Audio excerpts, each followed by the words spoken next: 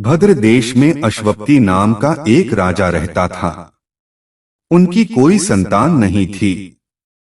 संतान पाने के लिए राजा प्रतिदिन मंत्रों के उच्चारण के साथ 1,00,000 आहुतियां देता था। ये सिलसिला 18 वर्षों तक जारी रहा। एक दिन उनके इस यज्ञ और तप से प्रसन्न होकर सावित्री देवी प्रकट हुईं और उन्हें संतान के रूप में एक रूपवान, गुणवान और तेजस्वी कन्या होने का वरदान दिया। सावित्री देवी के वरदान से राजा को पुत्री हुई, जिस वजह से उन्होंने अपनी बेटी का नाम भी सावित्री रखा। सावित्री बड़ी ही रूपवान थी। महल के आंगन में खेलते खेलते कब वो बड़ी हो गई, राजा को इसका पता ही नहीं चला। सावित्री की शादी की उम्र होने पर राजा को बहुत चिंता सताने लगी। राजा को अपनी रूपवान कन्या के लिए कोई योग्य वर नहीं मिल रहा था। इस वजह से उन्होंने अपनी पुत्री से खुद अपने लिए वर तलाशने के लिए कहा। अपने पिता की बात सुनकर सावित्री ने खुद ही अपने लिए वर ढूंढना शुरू कर दिया। एक दिन सावित्री तपोवन में जा पहुंची। वहां उसने सत्यवान नाम के सुंदर युवक को देखा। सत्यवान एक राजकुमार था, जो साल देश के राजा द्युमत्सेन का एकलौता पुत्र था। जब सावित्री ने उसके जंगल में रहने की वजह पूछी, तो सत्यवान के पिता राजा द्युमत्सेन ने बताया कि वे अंधे हो गए हैं और इसी वजह से उनसे उनका राज्य छीन लिया गया है। अब वह अपने परिवार के साथ इसी जंगल में रहते हैं। सावित्री ने राजकुमार सत्यवान और उसके पिता राजा द्युमत्सेन के बारे में अपने पिता को बताया और इच्छा जाहिर की कि वो राजकुमार सत्यवान से शादी करना चाहती है। राजा अश्वपति बेटी को दिए वचन को पूरा करने के लिए तपोवन जंगल गए। वहां पहुंचकर राजा ने द्युमत्सेन से मुलाकात की और उन्हें उनके पुत्र सत्यवान के लिए अपनी बेटी सावित्री से विवाह का प्रस्ताव दिया। राजा अश्वपति की बात सुनकर राजा द्युमत्सेन ने बड़े ही निराश मन से कहा, हे राजन, मुझे आपका प्रस्ताव मंजूर है। मेरा पुत्र सत्यवान गुणवान, धर्मात्मा और बलवान है, लेकिन ऋषिराज नारद ने मुझे बताया है कि यह अल्पायु का है, जिसकी अगले वर्ष अमावस्या के दिन मृत्यु हो जाएगी।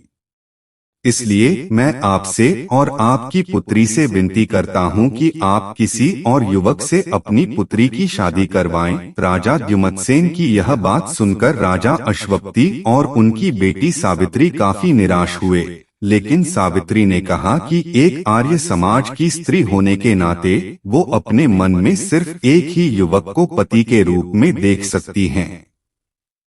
राजकुमार सत्यवान के अलावा अब वो किसी अन्य युवक से विवाह नहीं कर सकती हैं। सावित्री की जिद के सामने राजा अश्वपति और राजा द्युमत्सेन को झुकना पड़ा। अगले ही दिन राजकुमारी सावित्री और राजकुमार सत्यवान का विवाह बड़े ही धूमधाम से कर दिया गया। सावित्री रूपवान तो थी, लेकिन वह सर्वगुण संपन्न भी थी। ससुराल पहुंचते ही वो तनमन से अपनी पति सत्यवान और सास ससुर की सेवा करने लगी। देखते ही देखते 1 वर्ष निकल गया और सत्यवान की मृत्यु का दिन करीब आ गया। जैसे जैसे दिन कट रहे थे, सावित्री का मन उदास रहने लगा। उन्होंने नारद से पूछा कि क्या वो अपने पति की उम्र को बढ़ा नहीं सकती हैं, तो इस पर नारद ने उन्हें अमावस्या के 3 दिन पहले देवी सावित्री का उपवास करने और वट के पेड़ की पूजा करने का निर्देश दिया। नारद के बताए अनुसार सावित्री ने सत्यवान की मृत्यु वाले दिन यानी अमावस्या से 3 दिन पहले देवी सावित्री के नाम का उपवास किया और वट के पेड़ की पूजा की। साथ ही अपने पितरों का पूजन भी किया। देखते देखते ये 3 दिन भी निकल गए और अमावस्या यानी सत्यवान की मृत्यु का दिन आ गया। हर रोज की तरह अमावस्या के दिन भी सत्यवान जंगल में लकड़ी काटने गया और सावित्री भी उसके साथ गई। लकड़ी काटते समय सत्यवान ने सावित्री को बताया कि अचानक उनके सिर में तेज दर्द हो रहा है। सत्यवान की यह बात सुनते ही सावित्री समझ गई, यही उसके पति के जीवन के आखिरी पल हैं।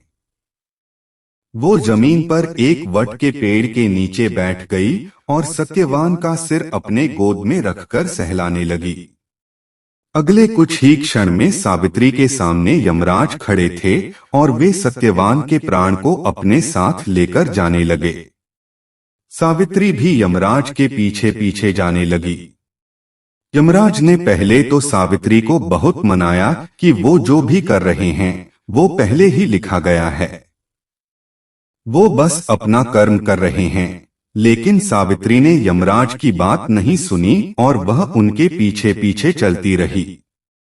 सावित्री की इस निष्ठा और पति के लिए उसका त्याग देखकर यमराज काफी प्रसन्न हुए और उन्होंने सावित्री को वरदान मांगने के लिए कहा।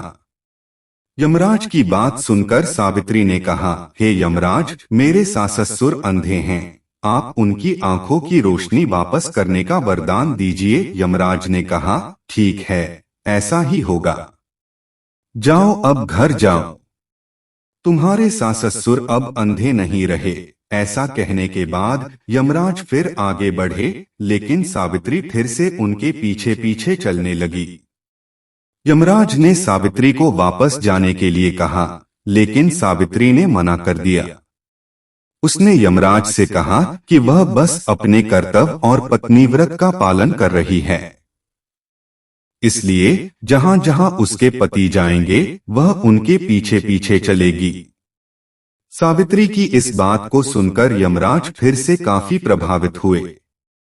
उन्होंने सावित्री को एक और वरदान मांगने के लिए कहा। सावित्री ने कहा, मेरे ससुर द्युमत्सेन साल देश के राजा थे, लेकिन किसी ने उनसे उनका राज्य छीन लिया है। कृपया करके आप उन्हें उनका राज्य वापस मिलने का वरदान दें। यमराज ने सावित्री के इस वरदान को भी पूरा कर दिया और कहा, जाओ, अपने ससुर के राज्य में जाओ। अब वे जंगल में नहीं, अपने महल में सोते हैं। यमराज ने इतना कहा और फिर से सत्यवान के प्राण को लेकर आगे बढ़ चले, लेकिन अब भी सावित्री उनके पीछे पीछे चली आ रही थी। यमराज यह देखकर काफी हैरान हुए। उन्होंने सावित्री से इसकी वजह पूछी तो सावित्री ने बताया कि एक पत्नी का फर्ज है कि वो वहीं रहेगी जहां उसका पति रहेगा। अगर उसे ससुर के महल में उसके पति नहीं होंगे तो उस महल में उसके जाने का कोई अर्थ नहीं है। सावित्री की इस बात को सुनकर यमराज काफी प्रसन्न हुए। उन्होंने सावित्री से कहा, हे पुत्री, तुम न सिर्फ रूपवान और गुणवान हो बल्कि एक पतिव्रता भी हो। मैं तुम्हारे इन्हीं गुणों से काफी प्रसन्न हूँ।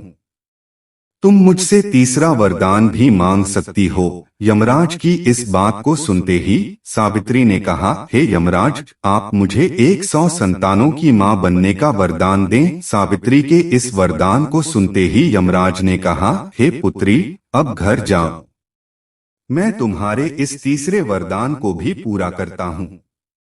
तुम 100 साहसी और पराक्रमी संतानों को जन्म दोगी। यमराज के इस वरदान को सुनकर सावित्री ने कहा, हे यमराज, मैं एक हिंदू नारी हूँ और आर्य कुल की जन्मी हूँ, इसलिए मेरे जीवन में सिर्फ एक ही पति होंगे और वो सत्यवान हैं। इसलिए आपको अपने वरदान के अनुसार मेरे पति सत्यवान को फिर से जीवित करना होगा। सावित्री की इस बात को सुनकर यमराज और भी ज्यादा प्रभावित हुए और उन्होंने सत्यवान के प्राण को वापस छोड़ने का वरदान दिया और सावित्री से कहा, हे पुत्री, तुम अब वापस उसी वट के पेड़ के नीचे जाओ जहां पर तुम्हारे पति का शरीर पड़ा था। मैंने सत्यवान के प्राण को छोड़ा दिए और तुम दोनों को 100 संतानों के साथ ही अखंड सौभाग्यवती होने का वरदान भी दिया है। यमराज की बातों को सुनकर सावित्री ने उनसे विदा ली और वापस उस वट के पेड़ के पास पहुंची जहां पर उसके पति का शरीर पड़ा था। जब वह सत्यवान के करीब पहुंची तो उसने देखा उसका पति वापस से जिंदा हो गया था। दोनों जल्दी जल्दी जंगल से बाहर निकले और राजा द्युमत्सेन के साल देश पहुंचे। वहां पहुंचकर सावित्री ने देखा कि अब उसके ससुर को उनका राज्य फिर से मिल गया है और उनकी आंखों की रोशनी भी वापस आ गई है। तभी से हर साल ज्येष्ठ मास की अमावस्या के दिन वट सावित्री व्रत को मनाया जाने लगा। इस दिन पूरे विधि विधान से वट के पेड़ की पूजा अर्चना की जाती है और सुहागिन महिलाएं अपने पति की लंबी उम्र की कामना करती हैं। कहानी से सीख, निष्ठा, श्रद्धा और लगन से वट सावित्री व्रत करने वाली सुहागिन महिलाएं अपने पति पर आने वाली बाधाओं को टाल सकती हैं।